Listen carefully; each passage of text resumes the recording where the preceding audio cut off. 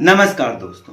नामदेव दास त्यागी यानी कंप्यूटर बाबा, ऐसे लोग जिन्होंने हमारे धर्म का मजाक बना रखा है, ये लोग हमारे धर्म को बदनाम करते हैं। सबसे पहले तो मैं इन बाबा की सादगी के कुछ एग्जाम्पल बताता हूं आपको। इन बाबा ने इंदौर के एयरपोर्ट रोड पर 46 एकड़ की जमीन पर कब्जा कर लिया, जो जमीन दी गई थी गौशाला के लिए, और इस जमीन की कीमत आकी गई है लगभग 80 करोड़ रुपए। और ये आदमी अपने आप को एक संत कहता है। ये बाबा शिवराज सिंह चौहान की पिछली सरकार में राज्य मंत्री रह चुका है, यानी मिनिस्टर ऑफ स्टेट। लेकिन बाद में इस बाबा ने ये बोलकर इस्तीफा दे दिया था बीजेपी से कि उनका विश्वास तोड़ा गया है, और इसके ठीक बाद इस बाबा ने कांग्रेस ज्वाइन कर ली। और इससे ज्यादा मजेदार बात तो यह है कि कुछ टाइम पहले जब कांग्रेस के कुछ विधायकों ने कांग्रेस छोड़कर बीजेपी ज्वाइन कर ली, तब इसी बाबा ने उनको गद्दार बोला था। मतलब आप बीजेपी छोड़कर कांग्रेस में जाते हैं तो आप संत हैं, और आप कांग्रेस छोड़कर बीजेपी में आ जाते हैं तो आप एक गद्दार हैं। तो दोस्तों, संत और गद्दारी की ये वाली जो परिभाषा है ना, इसमें थोड़ी रिसर्च की जरूरत है। ये लोग जो है कंप्यूटर बाबा जैसे लोग, ये धर्म जैसी पवित्र चीज में राजनीति, सिर्फ राजनीति नहीं बल्कि गंदी राजनीति लेकर आते हैं और पूरे के पूरे धर्म में गंदगी फैलाते हैं। इनकी सादगी का एक और मजेदार एग्जाम्पल, जून 2019 में जब कांग्रेस की सरकार थी एमपी में, तब उस कांग्रेस सरकार ने इन कंप्यूटर बाबा को नर्मदा रिवर ट्रस्ट का अध्यक्ष बनाया था। और अध्यक्ष बनते से ही इन बाबा ने एक मांग रख दी थी कि इन्हें एक हेलीकॉप्टर चाहिए। और हेलीकॉप्टर मांगने का कारण इन्होंने ये बताया था कि ये नर्मदा का राउंड खुद लगाकर उस सिचुएशन का जायजा लेंगे। दोस्तों, इन बाबा की सादगी की तो बात ही निराली है।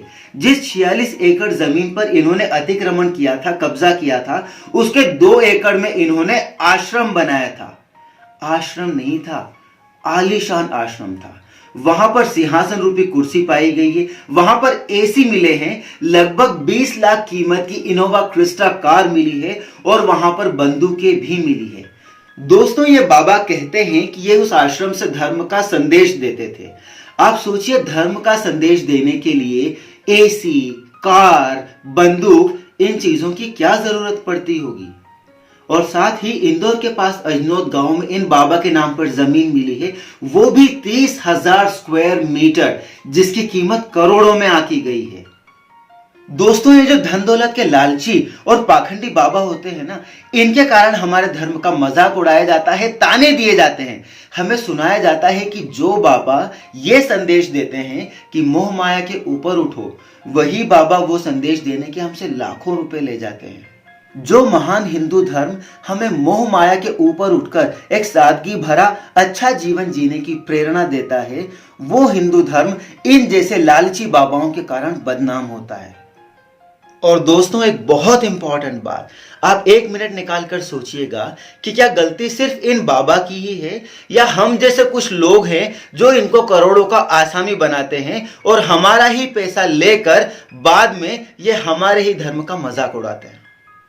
और अंत में मैं बस ये कहना चाहता हूं दोस्तों, कि अगर आप चाहते हैं कि हमारे धर्म की महानता और पवित्रता बनी रहे, तो इन जैसे ढोंगी बाबाओं का पीछा करना बंद कीजिए। अगर आप धर्म के बारे में ज्ञान अर्जित करना चाहते हैं, तो हमारे धर्म में कई बहुत अच्छी महान पुस्तकें हैं, जिनको पढ़कर आप खुद धर्म के बारे में जानकारी प्राप्त कर सकते हैं और अपने आसपास के लोगों को भी वही जानकारी दे सकते हैं।